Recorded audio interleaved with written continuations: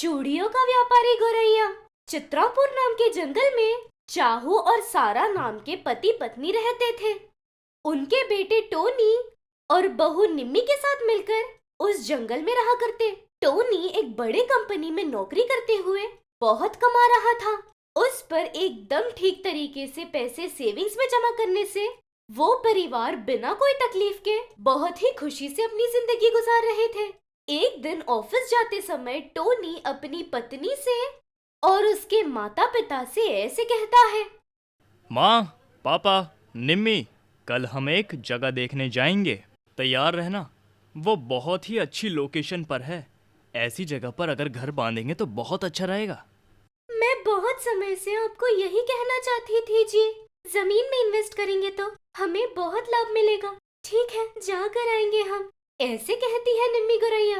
इस तरह पैसों का कोई टेंशन न होने के कारण एक के बाद एक सीढ़ी चढ़ते हुए गुजर रही उनकी जिंदगी में एक समस्या आती है।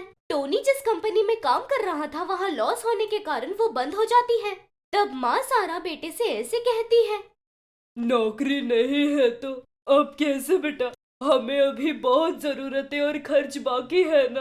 कोई बात नहीं सासू माँ, घबराइए मत। पहले से आपके बेटे ने बहुत सारी सेविंग्स कर रखी है। उससे कुछ महीने बीत जाएंगे, उतने में उनके टैलेंट से दूसरी नौकरी कमा लेंगे।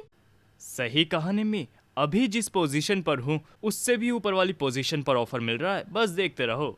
ऐसे बोलकर जॉब्स के लिए अप्लाई करते हुए आए हुए इंटरव्यूज के लिए जाकर आता है वो। क्या बेटा टोनी, इतने दिन हो गए, इतने सारे इंटरव्यू किए, तुम्हें अब तक नौकरी नहीं मिली? अरे तू चुप कर रहे। नौकरी मिलना मतलब मार्केट में जाकर सब्जी खरीदने जैसा है क्या? थोड़ा तो समय लगेगा ही ना। उसकी पोजीशन के हिसाब से जब तक उसे नौकरी नहीं मिलेगी जब तक ट्राई करेगा। ऐसे चाहू अपने बेटे का पक्ष लेता है। बाहर से हंस रहा था पर अंदर ही अंदर टोनी में थोड़ा सा डर शुरू हो जाता है। इसलिए एक दिन ऐसे सोचता है। ये क्या? ऐसा तो कभी नहीं हुआ मेरे साथ इंटरव्यूज में। ठीक से परफॉर्म ही नहीं कर पा रहा। मेरे अंदर जो भी कॉन्फिडेंस था, न जाने क्या हुआ। ऐसे सोचकर वो थोड़ा स्ट्रेस लेना शुरू करता है।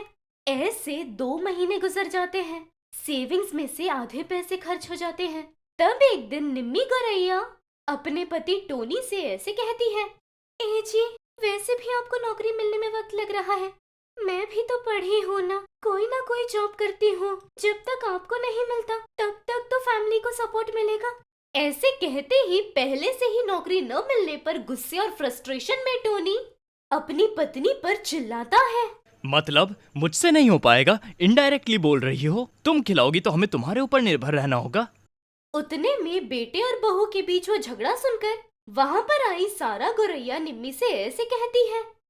देखो बेटा बहू, शायद उसे थोड़ा समय लग रहा है लेकिन अच्छी नौकरी ही देखेगा वो। तुम्हें कहीं जाने की जरूरत नहीं। वैसे भी हमारे घर में औरतें बाहर जाए अच्छा नहीं लगता, कितनी भी तकलीफ में हो। मैं कभी बाहर गई क्या, बताओ? इसलिए अब तुम कुछ मत कहो। पहले से ही गुस्से में है वो, उसे और गुस्सा मत दिलाओ। ऐसे सास के कहते ही निम्मी एकदम शांत हो जाती है। ऐसे देखते ही देखते और 6 महीने गुजर जाते हैं। टोनी को अब तक नौकरी नहीं मिलती। मन खराब होने पर एकदम अकेले जाकर बैठ जाता है। वो जगह एक झरनों की स्थान थी। वहां बैठकर सोच रहे टोनी का पैर फिसलकर वो पानी में गिर जाता है। स्विमिंग न आने पर पानी में डूबकर मर जाता है। तब तक जो टोनी के परिवार पे इतनी ज्यादा तकलीफें थी वो और बढ़ जाती है। एक दिन निम्मी की परिस्थिति जानकर उसे देखने के लिए आए काबू कबूतर निम्मी से ऐसे कहती है। देखो निम्मी, तुम्हारी तकलीफ छोटी नहीं है। तुम्हें इस समय काम आएगा इसलिए कह रही हूँ। मेरा बहुत बड़ा चूड़ियों का व्यापार है। उसमें से 500 रुपये से 800 रुपये भी कहोगी तो भी लोग लेंगे। ऐसे में मैं तुम्हें 200 रुपये में ही दूंगी। वो बेचकर इन तकलीफों से बाहर निकल जाओ। वो बात सुनकर सासू माँ गुस्सा करते हुए ऐसे कहती है। देखो लड़की, हाल चाल पूछने आई है, पूछ कर जा। उतना ही, लेकिन मेरी बहू के दिमाग में कुछ भी मत डाल। औरतें कैसे बाहर जा सकती है, वो भी हमारे घर? ऐसे कहते ही निम्मी को सारी बातें समझ आकर अपनी फ्रेंड काबू को बाय करके बाद में मिलेंगे ऐसे कहकर भेजकर सास से ऐसे कहती है, देखिए सासू माँ, आपके बेटे थे तब हम सुखी से थे, इसलिए घर में थे तब ठीक था। अब वो नहीं है, सेविंग्स खत्म हो गई। ससुर जी, आप पूरी तरीके से उन्हीं पर निर्भर थे। आपकी दवाइयों के लिए पैसे चाहिए और तो और कर्जे वाले यहाँ आकर झगड़ा कर रहे हैं। ऐसे अपनी सासू माँ को उनकी सारी परिस्थितियों के बारे में बताती है। वो सारी बातें सुनने के बाद सारा ऐसे कहती है, हाँ सच है बहू, उसी दिन तेरी नौकरी के लिए मान जाती तो अगर मैंने तेरा पक्ष लिया होता तो शायद ऐसा नहीं होता। जाने दो, अभी तो इस तकलीफ से बाहर निकलना है तो तुम्हें कोई ना कोई काम करना ही होगा। ठीक है, तुम्हारे साथ मैं भी काम करूंगी, तब ज्यादा पैसों से हमारी तकलीफें जल्दी कम होंगी। आप रहने दीजिए, पहले से आपकी तबीयत खराब है, अभी बाहर निकलेंगी तो खतरा है। ऐसे बोलकर काबू के दिए हुए ऑफर से चूड़ियों का व्यापार शुरू करती है निम्मी। लेकिन वहाँ आसपास के लोग निम्मी के परिवार पे आई पनौती की वजह से या ईर्ष्या की वजह से ये तो पता नहीं, कोई निम्मी की चूड़ियाँ नहीं खरीदता। ऊपर से ऐसे बात करते थे, वैसे भी जिसका पति मरा है, हम जैसी सुहागन चूड़ियाँ खरीदेंगी तो हमारे पति भी मर जाएंगे, हमें क्यों चाहिए सब। ऐसे अपने मन में जो भी दुर्विचार थे उसे सेंटिमेंट्स का नाम देकर निम्मी को वो जो छोटा सा सहारा मिला था उसे भी आगे बढ़ने नहीं दे रही थी। तब सारा निम्मी से ऐसे कहती है, क्या बेटा निम्मी, ये ऐसे कह रही है? किसी की मृत्यु हो गई है तो आकर पूछने को छोड़कर ऐसे दुर्विचार प्रकट कर रहे हैं। कोई बात नहीं सासू माँ, भगवान ने एक दरवाजा बंद किया मतलब दूसरा दरवाजा खोल लो, ये इशारा दे रहे हैं वे। ऐसे बोलकर निम्मी एकदम समझदारी से सोशल मीडिया पर कुछ मार्केटिंग पेजेस क्रिएट करके उसके पास की चूड़ियों को ऑनलाइन बेचना शुरू करती है। यहाँ निम्मी गौरैया के पास नहीं खरीदेंगे कहने वाले लोग ही ऑनलाइन में खरीद रहे थे। एक कौवा दूसरे कौवे से ऐसे कहती है, भाभी आजकल ऑनलाइन कोई चूड़ियाँ बेच रही है, बहुत ही अच्छे अच्छे डिजाइन कम दाम में मिल रहे हैं, पता है क्या? हाँ हाँ, मैंने भी सुना। अब तुम भी कह रही हो ना, तुरंत ही ऑर्डर दे दूंगी। ऐसे कहती है।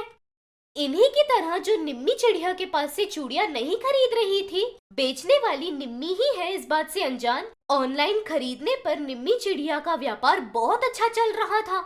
एक दिन काबू कबूतर आकर निम्मी से ऐसे कहती है, बहुत शुक्रिया निम्मी, तुम्हारे दिमाग से तुम्हारे बिजनेस पर ही नहीं मेरी चूड़ियों पर भी डिमांड लाया तुमने।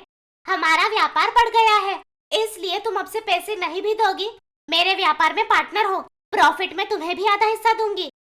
ऐसे कहते ही निम्मी बहुत ज्यादा खुश हो जाती है। ऐसे कुछ ही समय में निम्मी का परिवार तकलीफ से बाहर आता है।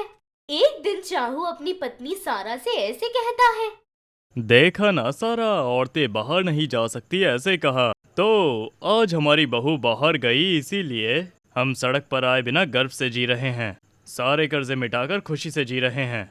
औरत और आदमी में फर्क नहीं करेंगे तभी जिंदगी अच्छे से गुजरेगी। अभी समझ आ गया ना तुम्हें? मैं कब का समझ गई थी, इसलिए अपनी बहू को बाहर जाने कहा।